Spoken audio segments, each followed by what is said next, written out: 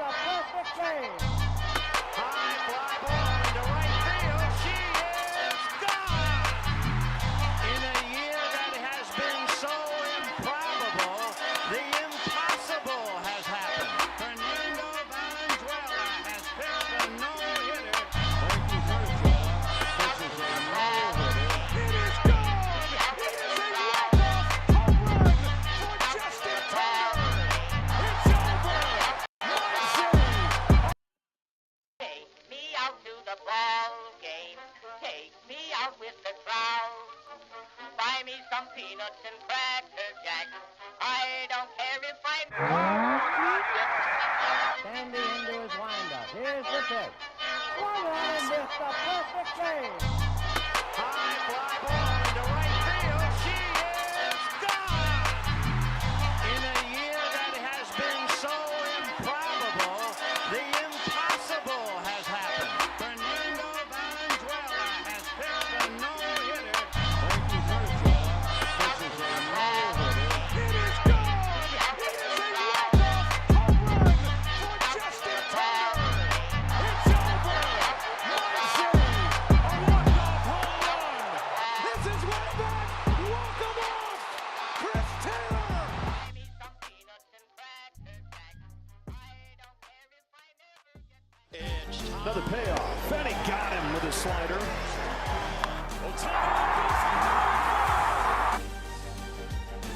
It's Teoscar Hernandez. Mookie mashed. It's a grand slam. He's so stuck and game ender. What is up, Dodgers Nation, and welcome to the Dodgers Nation post-game show. My name is Doug McKain. You can follow me on X and Instagram at DMac_LA. Thanks for joining us after a frustrating loss for your boys in blue. They lose to the Milwaukee Brewers in the third game of this four-game series by a final score of 5-4. They dropped to 71-50 on the season and are now just 2.5 games up of the Diamondbacks and the Padres in the National League West. They're lead in the entire league right now, still right at the top of the Phillies at 71-50. So the Phillies a half game back of the Dodgers in the National League. But most important thing tonight, the big story tonight was Walker Buehler back on the mound for the first time in 2 months. He was on the IL dealing with a hip injury, and they went to Florida, tried to refine his mechanics, and he just did not look sharp. The command was not there once again. He ends up going just 3 1/3 innings, allowed just 1 earned run, 4 runs total. You had some costly errors that added to the Brewers' run count tonight, but still, if you watch this game and you just see 1 earned run in 3 1/3, that doesn't tell the full story about his outing. He throws 87 pitches, just 46 of those pitches for strikes, had 4 walks, 3 strikeouts. The walks led to a high pitch count that prevented him from going deep into this game, and I think from the outset here, I think one thing about this show, I hope you guys appreciate, is we give you the 100% truth. Keep it 100 with you guys as much as we possibly can. And the big takeaway tonight is Walker Buehler is a few rough starts away from possibly ending his career as a Dodger. I know that sounds really outrageous to some when you consider what he's done for this franchise for so many years, and I hope that Walker Buehler can some way figure this thing out, because it just hurts my heart to see his career trajectory where it is, but unfortunately he just did not have the command once again, and it led to walks. It led to throwing more pitches.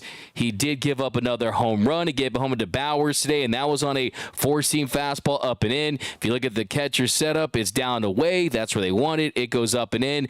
That's where Bauer could crush it, and Bowers, he hits a bomb, and that ends up being the Brewers' first run of the evening. But I will say, if you do want to look at a positive for Walker Buehler, it's not like there was a ton of extremely hard contact on the night. And whether that was the Brewers not taking advantage, we don't know, but only 2 balls were hit 95 miles per hour or more. So really the key issue was the fastball command, was it not being able to land that curveball for strike. So hopefully he gets another opportunity for his sake, and he's able to command that fastball, not walk as many hitters, and put together a respectable outing that's going to help this team win. But I'm here to tell you, this team can ill afford having Walker Buehler go out there every fifth day and lose a game, because you are in a pennant race. You are in a division race. And on top of that, you have other arms that have proven to be better than Buehler. They have better options right now than Walker Buehler. Justin Robleski, Landon Knack, right now are better pitchers than Walker Buehler as he currently exists in his current state of his career. Hate to say that, hurts me to say that, but my job is to be as honest to you guys. But let me know down below in the comment section, what were your thoughts on Walker Buehler's outing? What would you grade it? It wasn't the worst thing in the world, and we're going to break it down in depth, but as it stands right now, Walker Buehler is really pitching for his Dodgers career, in my opinion, in his next start when he gets another opportunity. He's definitely pitching for his Dodgers career, because this is the thing. You can't throw him into the bullpen. I know I've seen a lot of people, hey, throw him into the bullpen. With that command, you're going to throw him into the bullpen? With the arms they have available, I just don't see that as an option. But welcome to the Dodgers Nation post-game show. Give me your biggest takeaways.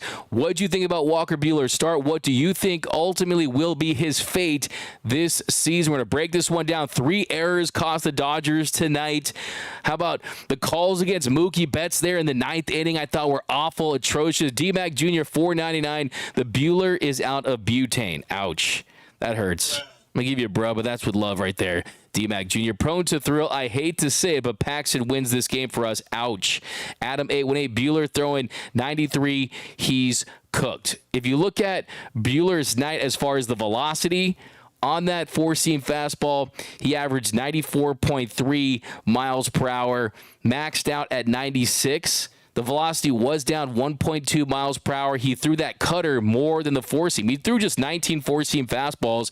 He threw 27 cutters, which is the most used pitch for him on the night. 14 sinkers, 11 changeups, 11 knuckle curves, 5 sweepers. So if you do want to look at some of the positives, I think the first one I laid out for you guys, only 2 balls against him were hit 95 miles per hour off the bat or more.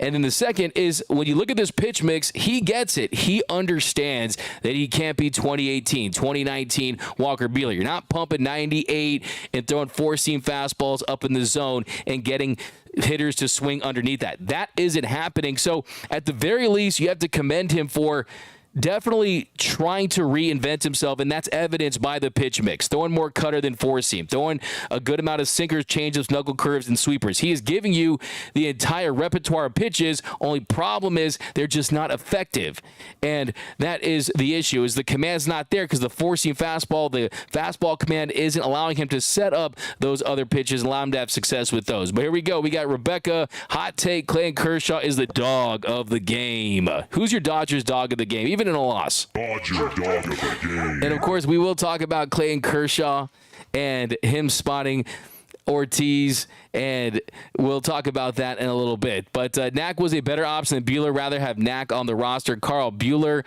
has a for sale sign on him. That's from Carl over on YouTube. Buehler's been done from Ozark Phoenix. DJ Mad Vibes 1. Send Buehler to Double-A team. Let him get straightened out or DFA'd. Yeah, it's sad from Alex. Is anyone here optimistic about Walker Buehler? If so, give me your takes. I mean, could use some positive Buehler vibes on this show, because I know that the reaction is not going to be very positive for sure. Thanks for the truth, D-Mac, even if it hurts. You got it, my man Mario. We got Dino's 5150. Anyone surprised that Buehler's performance has been lying to themselves? That's from Dino's 5150. Dinos, I always appreciate your blunt, bold opinions. They're welcome to hear, guys. Like I said, even if we don't agree, I don't care if we agree. Just care that you watch and you comment, because I want to hear your takes. This is the true pulse of Dodgers Nation out there. The Walker Buehler experiment is just over. That's from Sackzilla 06. Roman over on YouTube. There's no reason for them to sign Buehler long term. Yeah, we'll get to that a little later. Prone to thrill. Sorry, D-Mac. The positive for Walker tonight is the Chicago White Sox need pitching. That's definitely a finish him situation. Okay, that's a Briante. Chen Liu says Dodgers trade Walker Buehler, Daniel Hudson, Joe Kelly, and Evan Phillips to San Francisco to Giants for Blake Snell. A little too late for that, I'm afraid. Chen Liu over on YouTube. No more Buehler, please. BC Ohtani is in an extended slump. I think we'll talk about Ohtani's night. Stole a couple more bases. He's closed in on 40-40. He joined the 35-35 club tonight, so that's definitely something positive. Victor Banos, hi D-Mac. Bad outing again for Buehler. 1 or 2 more starts. Atención, this moment, I have more trust in Landon and Grove. Elias got an email. I am the winner. Not at the major league level from Orlando. Yeah, lots of D-Mac. How long are we going to hope? Entitlement kills our chances from Roy Estrada. Yeah, hope is not a strategy. Let's break down this outing a little more in depth here.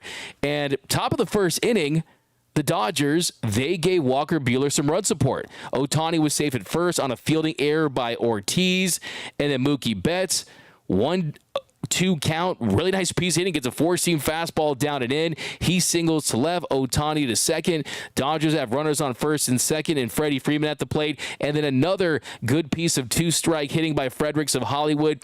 He singles to left. That scores Betts to second, Ohtani goes to third, and that sets the Dodgers up with the bases loaded. So Freddie singles, Dodgers have the bases juiced, Teoscar Hernandez at the plate with the bases loaded and no outs. And on the 6th pitch of the at-bat, he stays patient. He forces Frankie Montas to throw in the zone, and he misses. That ball is off the plate. He draws the walk. The Dodgers walk in a run to score the first run of the evening. They strike first blood. Dodgers up 1-0 early. Then Gavin Lux with the bases loaded. He strikes out on a cutter on the outer half, and that brings up Kike Hernandez. Another nice at-bat with 2 strikes. He hits a sac fly to right to score Betts to put the Dodgers up 2-0, and that brings up Kevin Kiermaier. Now, Kevin Kiermaier is one of the Michelada half-full takes of this one. Kevin Kiermaier is making a very, very strong case to stick on this roster and make the postseason roster. More on that after we break this one down, but he comes up there in a big spot. Runners on second and third. First pitch, very aggressive. I like the approach from Kevin Kiermaier. Aggressive early in the count. He doubles to right. That scores Freeman. Dodgers up 3-0 early. You're feeling good about the Dodgers taking another game up in Milwaukee, going up 3-0 early on. Barnes lines to left to end the inning, but they get 3 runs on 3 hits and an error to start things off. You're feeling very, very good about your chances if you're the Dodgers after that first frame. Then the bottom of the first inning, really a very rough start for Buehler when you consider the command. The command just wasn't there. First batter he faced, Terang, he walks him on 6 pitches, was missing high with the 4-seam fastball, was missing with the knuckle curve, glove side. I mean, he just did not have that feel early on. And then Terang steals second. That brings up Jackson Chourio. He walks him, misses down the zone with the cutter. That sets the Brewers up with runners on first and second. And then next batter, Black, he walks, misses with the changeup up in the zone. So he's missing with the changeup, missing with the knuckle curve, missing with the fastball. He did not have a pitch early on in this game that he could lean on to throw strikes. And that puts the bases loaded with no outs. And then one of the plays of the game, one of the defensive plays of the year for the Dodgers is 1-1 count. Contreras, he lines one to Kevin Kiermaier in center, and just look at this catch. Look at this throw. Perfectly timed angle. Throws it. Perfect throw. Bounces. Great job by Austin Barnes. Gives him the lane. Plays it on the bounce. Great tag. And you get a double play there from one of the premium outfielders in Major League Baseball. Kevin Kiermaier is elite with a capital E. He deserves to remain on this team. If it's between him and Jason Hayward, I'm keeping Kevin Kiermaier on this team as a late-game defensive substitution. If Miguel Rojas goes down with an injury, you can plug Tommy Edman in at shortstop. You keep Kevin Kiermaier in center field. Also, he gives you that bat when last year he had a 104 OPS plus. There's no reason to think he can't at the very least be close to league average with the stick. So when you look at the defense, defense matters it can be the difference in a massive game. Look at last year, James Outman not making that play with Kershaw on the mound. It led to the blow-up inning. He gave up 6 runs in a third of an inning, and it was the worst start of his career. Defense matters, and veterans make plays in the postseason. So I am fully on board. I am the conductor of the Kevin Kiermaier is going to stick on this roster. And now, think about Jason Hayward, like I was talking about today. What do you do with Jason Hayward if he's going to play center field? Fine. Sometimes, occasionally, but if he's going to be on your bench, and who are you going to pinch hit him for? If you pinch hit for Miguel Rojas, then you have to burn 2 players. Doesn't make a ton of sense. So Kevin Kiermaier, he is showing me something. He's making the most of his opportunities early on. So we'll continue to break this one down, but let's read some comments. Gabriel Munoz, Walker has improved to be a starting pitcher for LA. And look, this is no slight to Buehler. It's nothing but respect. I mean, he has given his all to this organization. But the truth of the matter is you don't give guys opportunities because of what they did for you in the past. It's a harsh reality. Baseball is a business. And the truth is the Dodgers are going to give him more opportunities because of what he's done for this franchise, and deservedly so. But at some point, you look at the standings, D-backs and Padres, 2.5 games back from the Dodgers. The number one question for every single one of these players has to be, how are you going to help us win a World Series in 2024? Not what did you do for us in 2017 if you're Chris Taylor, or a 2018 if you're Walker Buehler. And yes, it's painful to say, but there are better starting pitcher options right now. He's a 2-time Tommy John surgery recovering pitcher, and I hope he can bounce back. I would love it to see him have a fantastic next start where the command is better, but it's very difficult, as Mr. Classic points out, very difficult to come back from 2 Tommy Johns. But I'm not writing him off completely, but I'm just laying out what the decision process has to be for the Dodgers. You can't give him too much leash. J. Cam, D-Mac, nobody feels worse than Walker Buehler, but like you said, we can't afford to keep losing everyone he goes out to the mound. Sammy Boy Smith, only way Walker's in the playoff roster is if he pushes hard rest of the season either way. Yeah, look, I think for Buehler, if you want to put him back on the IL and then keep him as a depth piece potentially if, unfortunately, you lose another starting pitcher, there could be worse options than Walker Buehler. And he continues to get reps and experience, and hopefully things start to click for him. But it was a tough night for him. You were hoping for a little more. If Buehler played in October, he just ruined his 2.94 ERA from BC. Let's get some more Dodgers Showtime. No more wasting Dodgers games on pitching bums. Neil Casimoto, where was Kopech when the game was tied at 4-4 instead of Phillips? Yeah, I mean, Phillips, that was kind of his spot when you look at how the pitchers have been laid out this series. Michael Kopech certainly is climbing. He's certainly continued to gain the trust. I asked Dave Roberts about Michael Kopech, and he said as much. And he last pitched on Monday, so he's really been he definitely, I mean, you look at that point of the game, maybe if they have a lead at that point and you're looking at possibly later in the game, but yeah, I mean, Evan Phillips is going to be one of your high leverage guys for sure in that situation. So, hey, Doug, got an email. I am the winner. Great, congratulations. That's not my field. I don't deal with that kind of stuff, but I hope you love your prize, man. So awesome stuff. Rebecca Michelle David, I think some of it is confidence with Walker. So again, I like to see one more start, but if all the fans say go, I understand. Yeah, I definitely need to see him get another opportunity for sure to see if some way he can find it on the mound and get that command. But let's continue with this breakdown. We're going to jump to bottom of the second inning. Buehler facing Bowers, 3-2 count.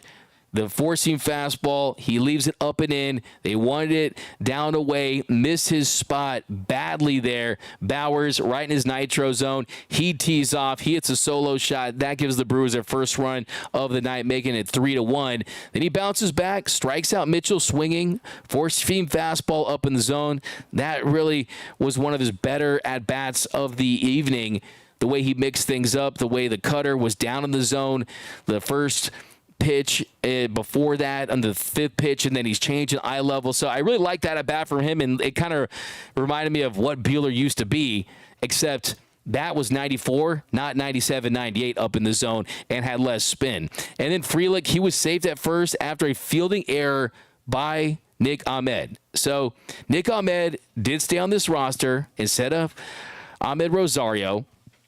My friend Bruce Kuntz pointed out on Twitter, maybe it was because it was a 10-year service time thing, and that's definitely a possibility. I think it had more to do with the fact that Rosario was probably miserable. And what I always say is what must be done eventually should be done immediately. The Dodgers just weren't invested in giving him opportunity, so they cut bait. And the next week when Tom Edman and Max Muncy are back, Nick Ahmed, it's no secret. You can just already draft that tweet if you're the Dodgers. He is going to be designated for assignment. But that was a costly error there because next batter, Ortiz, he grounded to first. Frelick, he makes it to second. And then Terang on the 0-2 count, knuckle curve on the third pitch. He triples to right. That scored Frelick to make it 3-2. So the error comes back to bite you. It leads to a run. And then Jackson Chourio, he reached on an infield single to third, and that scored Terang. So another play that really Kike Hernandez certainly has to make in that situation. And it's a tough play for sure, but still, I mean, they get a couple runs that inning plus the home run. So they tied up very quickly there in the second inning. They get 3 runs on 3 hits in the air, and then you jump to bottom of the third inning. So we're going to point out all the negatives about Buehler. You have to, at the very least, point out the one inning that he had that was impressive. He struck out Contreras with a cutter. Really nice pitch, executed, hit his spot there. Then he gets Adames to ground out for the second out. Then he gets Bowers to fly to center. So his only 1-2-3 inning of the evening comes there in the third. Goes 1-2-3 on just 14 pitches. So there was the efficiency. There was the fly ball, the ground outs, and then you also get a strikeout. So that definitely had the right idea. And then bottom of the fourth inning, he walks Mitchell to start the inning, misses with the four-seamer up in the zone. Then Mitchell steals second, and then Frelick, he ground to first, and Mitchell ends up at third base. And then very next batter, Ortiz, he grounded into a fielder's choice to third, and then Mitchell scored on that fielding error by Kike Hernandez. So Kike, he was thinking about the exchange there. He didn't get his glove under it, wasn't able to make that play. A big league third baseman has to make that play. That was just a bad misplay by Kike Hernandez, who will be the first guy to tell you he should make that play. And that's just a costly error in that situation. When your pitcher is struggling to find the zone to execute pitches, you need to have pristine defense behind you. So when you combine bad defense and misplays with that kind of pitching, it's pretty surprising that they only were able to score 4 runs in that situation, but they put together another run. The Brewers, they go on top 4-3 at that point, and then Anthony Banda, he comes in, and what was really interesting about it was really a brilliant call there by Dave Roberts, and we're going to talk about that in a little bit here. But Dave Roberts and Clayton Kershaw really combining for what would have been seen as a brilliant move. And I know that we got the dog haters, the Fire Dave Roberts crowd. They're always in the chat, but this was a pretty good night for Dave Roberts in this one, because with runners after they were able to get Ortiz out at second. After Ortiz, he overruns second base, and then he's going back to first, did not reestablish second base, didn't touch second base again, and then Clayton Kershaw was able to see that in the dugout. He tells Dave Roberts. Dave Roberts goes out there to tell Anthony Banda, and they go to second, and they get the out. So really a heads-up play there by Clayton Kershaw and Dave Roberts by getting him out, because that was really a heads-up play. I mean, Terang you think that they're going to take advantage and blow up and have this big inning, and then Ortiz, they get him out at second. So definitely that was a heads-up play, and then they get Chourio to ground out to short. And then you go to later in the game, top of the 7th inning. This really was Dave's next best call. You have Gavin Lux, the hottest player on the Dodgers in the second half of the season, even hotter than Shohei Ohtani, believe it or not, and you have runners on first and third after a Mookie Betts one-out single and a Freddie Freeman one-out single. You had runners on first and third, runners in the corners, and you elect to pinch hit Miguel Rojas. So Miguel Rojas hits for Gavin Lux, and on the 0-1, he singles to center. That scores Betts. That tied things up at 4. So a really great call there. As great as Gavin Lux has been the second half, he still hasn't put up above average numbers against left-handed pitchers. So I really like that call by Dave Roberts, and it paid off. So he definitely pushed the right button. And then bottom of the 7th inning, Brent Honeywell in, and he hits Ortiz with a screwball, just missed badly inside. He hits him, and then Terang, he sacrificed a pitcher. That puts Ortiz at second. He a little sack right there, and then they go to Evan Phillips. Evan Phillips in the game, and Evan Phillips, he's facing Chourio. He's up 1-2 in the count. The 6th pitch, he singled to right.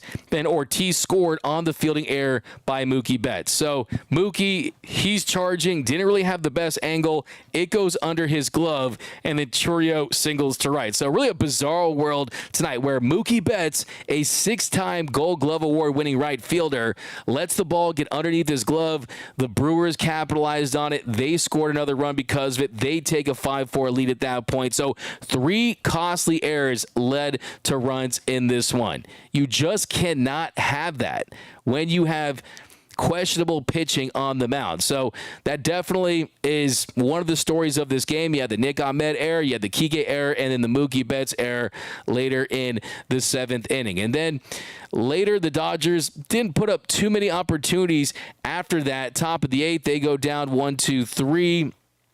Then bottom of the 8th inning, Michael Grove did a really, really nice job. He had 2 strikeouts, struck out Bowers with a really nice slider down and in. He struck out Mitchell with a sinker, 97 miles per hour, so I thought he was promising. Then top of the 9th inning, this really gave me like bad Dodgers postseason vibes, where you're on the road, you're facing an elite reliever, you're looking at a 1-run deficit, and the offense can't get it going.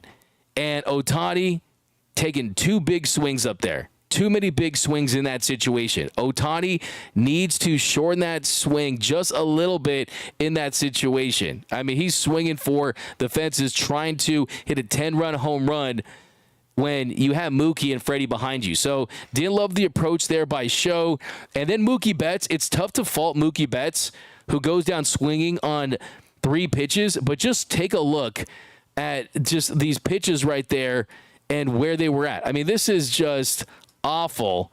I mean, look at these pitches. Off the plate by a couple inches. I mean, it's tough when the strike zone is basically a strike zone and a half. That is what Mookie Betts was dealing with in this one. So it's tough to fault him for that one, but still, he strikes out nonetheless. You might want to be a little more aggressive, but he goes down swinging on a 4-seam fastball on the outer half, high and outside for the 3rd out. And then Freddie Freeman on the 0-1, he grounds to second. Dodgers lose 5-4. So a very, very frustrating loss in this one. Walker Buehler, you're hoping to see a little sliver of hope that maybe he could come back and be someone that can really help this team. But there just wasn't a lot that inspired a ton of confidence in this one, if we're being completely honest. Yes, I did point out the fact that not too many hard hit balls, but still, it's just, it's very, very, it's a tough watch right now to see him try to find the zone because he's just really, really struggling to do that. But okay, guys, let's open up to you guys all your comments for the rest of the show. Rosemary Rodriguez says today's game was triggering. Fire take is so true. Definitely was very triggering. I mean, it felt like it had postseason vibes, just because of kind of the situations. And Cobra Commander, there's no excuse for Mookie's error. He knows better. He does, and there's no one that's going to be more accountable about that than Marcus Lynn Betts. So I absolutely agree with you. And look, this is someone who did not have a rehab start. This is someone who did not have a rehab assignment where he's getting the groove back in right field. And Yes, we know what he's capable of. We saw him throw out Ketel Marte a couple years ago in Arizona in the 2020 season, make highlight diving catches to save the game against the Padres early a couple years back. We know what he's capable of in right field, but he has been focused on playing shortstop the entire season. He came into the season thinking he was going to be at second base. Yes, Mookie makes things look easy, and people that are great at what they do have a knack for doing just that. But let's not forget, this is his third game back, and you're going back to right field. And yes, it's like riding a bike for Mookie Betts. There's no doubt about that.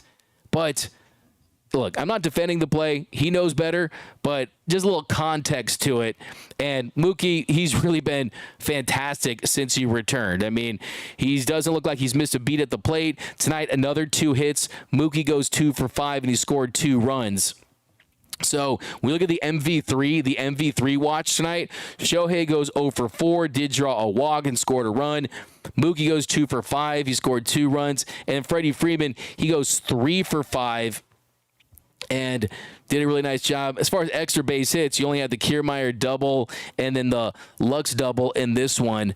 But they did have some opportunities. They just didn't take advantage. The Dodgers go 3 for 10 with runners in scoring position. They just didn't take advantage of those opportunities. So really the offense, we know what they're capable of, and you really needed to see a little more. I mean, top of the 5th inning, Freddie Freeman gets a 1-out single. Then a couple batters later, Gavin Lux, he doubled to left. That set the Dodgers up with runners on second and third. And then Kike, he flied to left. So couldn't take advantage of that opportunity. Top of the 6th, Kiermaier, leadoff single to right. Then Kiermaier, he was caught stealing.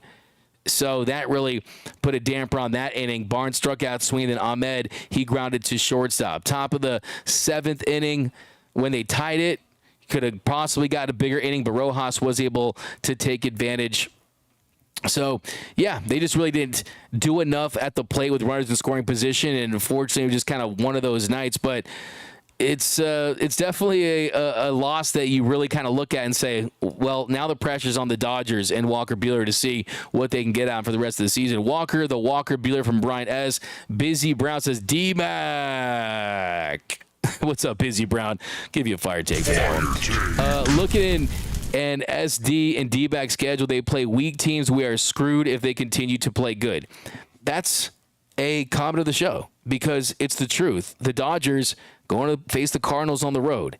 You're going to go face the Mariners, and then you're going to face the Rays and the Orioles, and you go to Arizona by the end of this month. The next 20 games that started this streak, this stretch of 13 straight games was started last Friday. That is all against winning teams. So they're definitely going to be tested. That's why you have to have a shorter leash on Walker Buehler, because you can't afford to have a guy go out there, go 3 1/3 innings, tax the bullpen, and put everything in disarray, especially when you have better options out there, guys that have proven themselves this season to be just that. Kelly Oshiro, maybe River Ryan can delay his surgery and be a backup infielder pinch hitter. The kid can hit and play infield too. He's an athlete. Just for the out-of-the-box take, I'm going to give you a comment of the show for that one, Kelly Oshiro. D-Mac, would it be the worst thing if the Dodgers, worst thing in the world if the Dodgers for some reason end up in the wild card? Would it be the worst thing, but still think that you're in a position to set yourself up to have the best record in the National League? Bilal K, please, Dodgers fans, let's be honest. The Dodgers bought this on their self. Don't blame this on Buehler being nervous. His stuff is weak. Ouch. Alex Renteria, Padres and D-backs have a weak remaining schedule. The Dodgers' remaining schedule is really tough. But the thing is, you are playing a balanced schedule. Kershaw's baseball IQ on that call. Rosemary Rodriguez. Yeah, that definitely was. I mean, really, we should be talking more about that. But it's tough when it's a loss. But it definitely was definitely a play where you really think that, okay, that's a deal breaker. That's definitely going to spin the game in your favor when Ortiz clearly does not touch the bag and he goes back to first and then he goes past it. Great job. Great appeal. Clayton Kershaw for future manager. How about that? Wish I would change the game's momentum. That's from Rosemary Rodriguez. Yeah, definitely. Kershaw coming in clutch.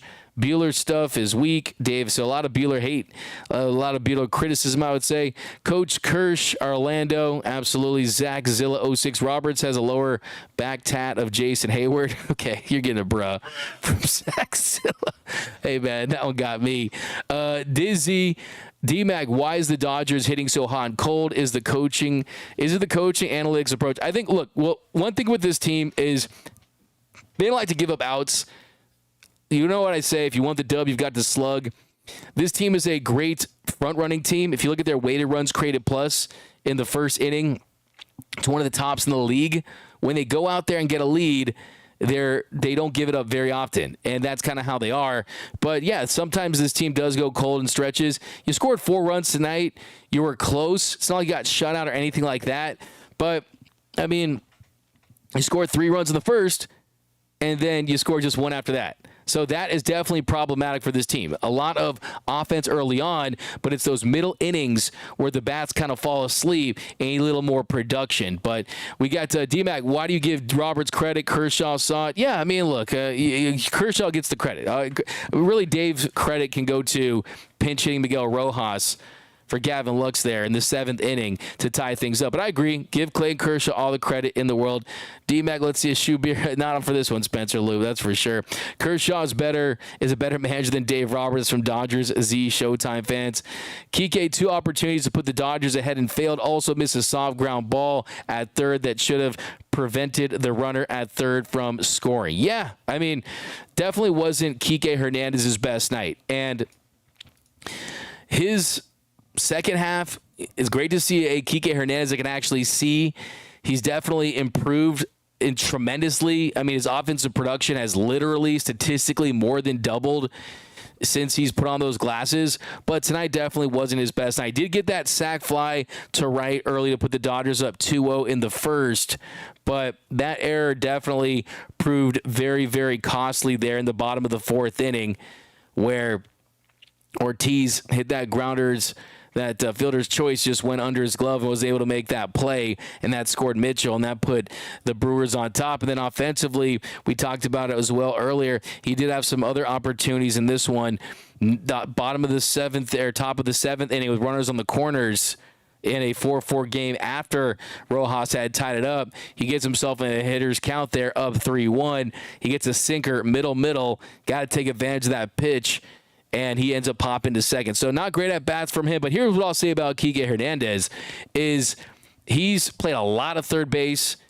He's taken the majority of those starts at third base in Max Muncy's absence. Max Muncy's coming back next week, and Kike is going to be relegated to a bench role, and that's going to better serve him because he can't do it each and every single night, defensively and offensively. You want to take advantage of his versatility.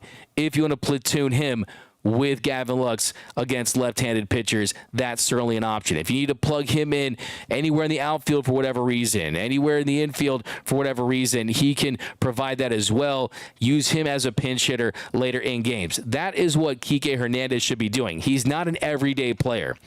That was proven in Boston. That was proven at certain stints with the Dodgers. That's why he went to Boston originally. So he's going to go back to a role that's more favorable, that'll allow him to play his best ball and help this team the best way he can. So let's remember that, and that'll begin next week. But he's done a valiant job filling in for Max Muncy at third base. Defensively, for the most part, he's played that position well. And offensively, since he put on the glasses, he's provided some production at the plate, which is great too. But yeah, he's definitely someone that he's not your everyday starting third bases. That's not the kind of player he is. Denny Cortez, the umpires picked up right where they left off with the bad calls on Mookie. The disrespect for Mookie Betts is ridiculous. What did Mookie Betts do to? There's a fire. Desert calling the show. What did Mookie Betts do to any of these umpires? I don't get it. This is someone who should get the benefit of the doubt on those type of calls, but maybe Mookie's just too nice. The smile, he comes out there, he says hi to everyone, it's Mr. Congeniality, writes his grandma's name in the dirt, spells it out with his bat. Maybe they think they can take advantage of him. I don't know what it is, but message to you umpires out there. You need to go to Kike's optometrist first of all, and then you just show some more respect to Marcus Lynn Betts. So I totally agree that he's got to be one of the most disrespected superstars there is in Major League Baseball when it comes to missed calls at the plate.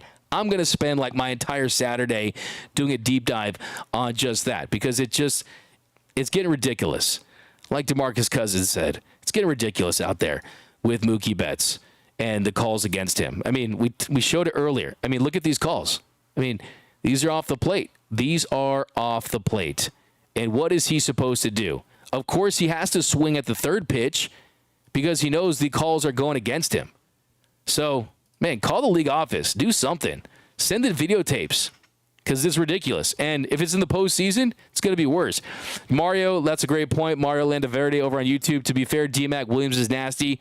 The Airbender's nasty. When it comes to whiffs, he's right up there. Right up there with the best in the league. So it's no shame to strike out to them for sure to a guy like that of his caliber, but still, he deserves more respect there. You can't give him a strike zone and a half. Okay, I don't care how good of a hitter you are. It's going to be difficult to hit in those situations. But a couple more takes here. Yeah, winning is overrated.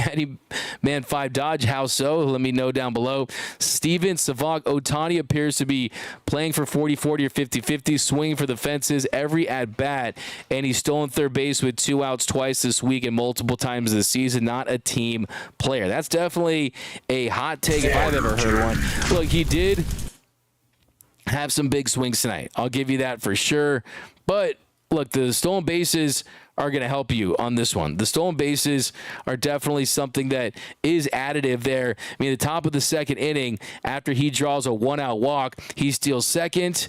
Betts struck out swinging. He would go on to steal third, so he gets 2 stolen bases up to 35 on the season. So, yeah, I mean, he continues to steal bases. I don't think it's because he's gunning for that. I mean, he has plenty of time to get to 40-40 and then 50 home runs, 13 more home runs to match that total. It's definitely possible. He could make history, be the first 50-50 guy, but look, these guys will tell you. I mean, Ohtani wants to win, and yes, does he sometimes fall in the habit of swinging too big in certain spots? He certainly does. And that's something that you want to see him consider, especially in the postseason, especially the way that 9th inning looked.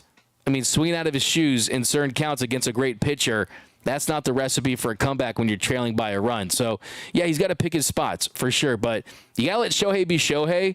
And in the grand scheme of things, that's going to even out. So I think you just kind of get a tiny little bit of balance, but in the end, he's still going to put up big numbers and help you win ball games, certainly.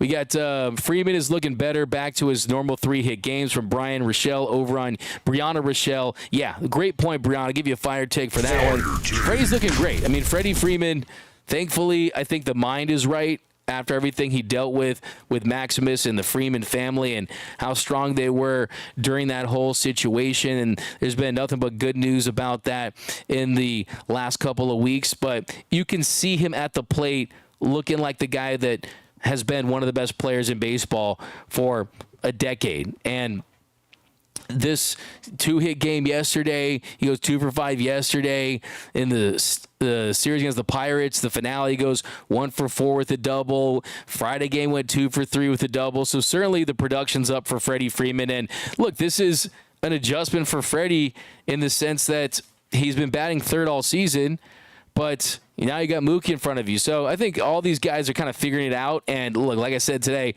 that's the best 1, 2, 3 in Major League Baseball. And they're definitely going to produce, and it's good to see him doing what he's doing. Zip code 0, $5 super chat, best GM in MLB, top 3 farm system, unlimited checkbook, World Series champs, or see you later, Doc. So a lot of you guys putting the pressure on Dave Roberts, saying he has to win a World Series this season to keep his job. Do you guys agree with that? Let me know down below. Danny Pang says, Satchel Paige, don't look back. Something you might be gaining on you. Anytime I hear a Satchel Paige quote, I'm going to give you that one. I still like when Satchel Paige would load. I hear stories about when he would load the bases full and go as Josh Gibson. And, yeah, just some legendary stuff right there. Will Yamamoto ever be back? Yeah, look for Yamamoto back in early September.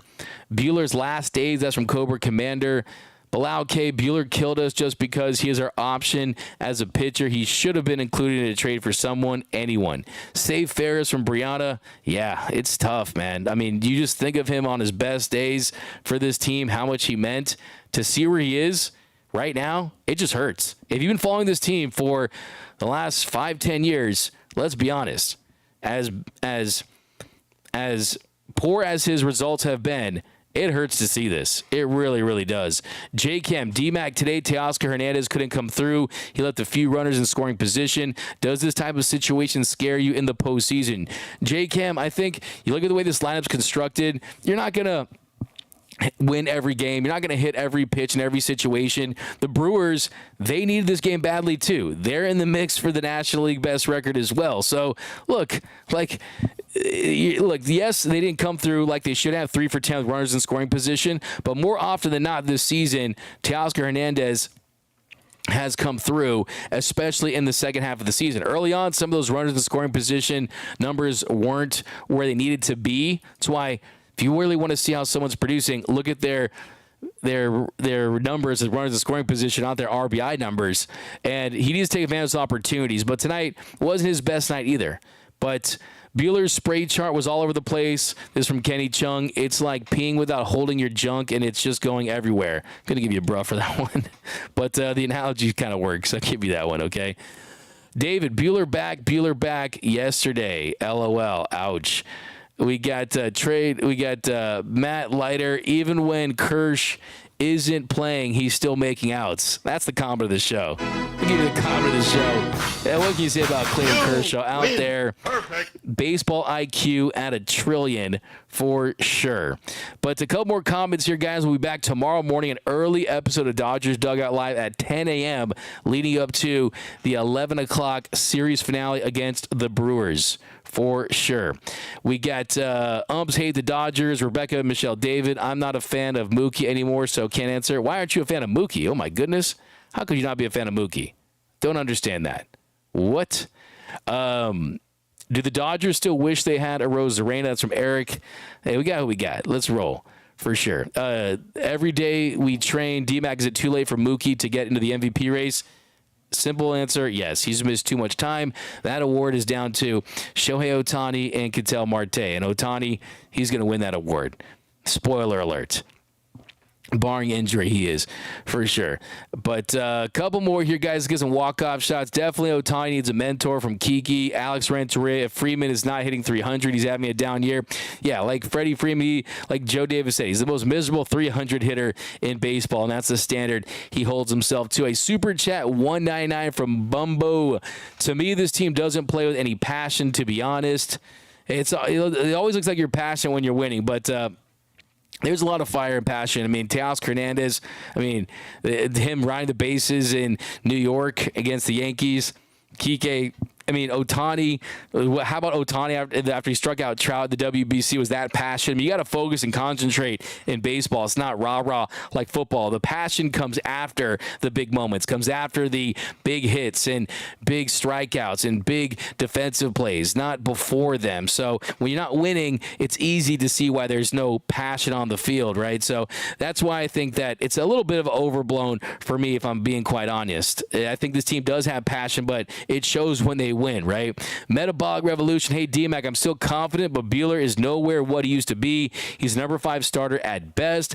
Pedro, all this talent doesn't always click right. Lay off Roberts. We still going to get this. Relax. Hashtag LGD. Let's go Dodgers. Pedro, I love that take. I love that take from Pedro over on YouTube.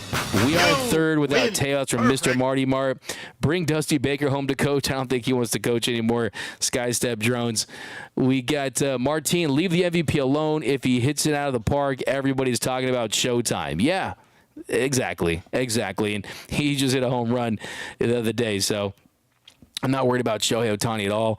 I'm worried about starting pitching, giving you quality innings in the bullpen as well. Flaherty tomorrow from Roy Estrada. Yeah, Jack Flaherty on the mound. That's going to be exciting stuff. Ohtani 40-40 or 50-40 season from Dodgers, the Showtime. But thanks again, guys, for joining us here on the Dodgers Nation postgame show. The Dodgers lose to the Brewers 5-4. They fall to 71-50 on the season. Still 2.5 games up on the Padres and the D-backs. in the National League West. I'm excited. I like this. I mean, I would love a 10-game lead in the West, but this is exciting. This is going to force this Dodgers team to play meaningful baseball down the stretch and not have to just roll into the postseason where they haven't played a meaningful game in a long time. Well, they're going to have that postseason-like intensity for the remainder of the stretch if they want to win this division, if they want to finish with the best record in the National League. I think that's going to help them avoid that malaise in the NLDS that we've seen for the last couple of seasons. Because 2022, it looked like they just kind of weren't ready, like they left the alarm clock on snooze during that series early on. So I definitely think this is going to help the Dodgers. So as you want a big lead, but when you look at all the roster battles that we're seeing right now, when you're looking at where the team has to play, I think it's fascinating. I definitely think it makes for the most exciting finish of a Dodgers season since 2021. But tomorrow you got Jack Flaherty on the mound. He's going to go against Tobias Myers. Jack Flaherty, Tobias Myers, an 11 o'clock game for your boys in blue, and we're going to be live for Dodgers Dugout leading up to it. But a couple more walk-off shots here, guys, and you can enjoy the rest of your Wednesday night. We got, what up, Moose 1032? What up, B-Man, Victor Aguiar? Snakes or Pods sweeping LA in the LDS? Nah. We can't have that again, please. Please no. Let's go, Jack. Hashtag homegrown from Rebecca or Michelle David. That's going to do it, guys. My name is Doug McKain. You can follow me on X and Instagram at DMAC_LA. If you haven't yet, be sure to subscribe to the Dodgers Nation YouTube channel. Hit that subscribe button. Hit that notification bell. Hit that like button. Remember, nothing brings us together quite like Dodger baseball. And until next time, think blue, bleed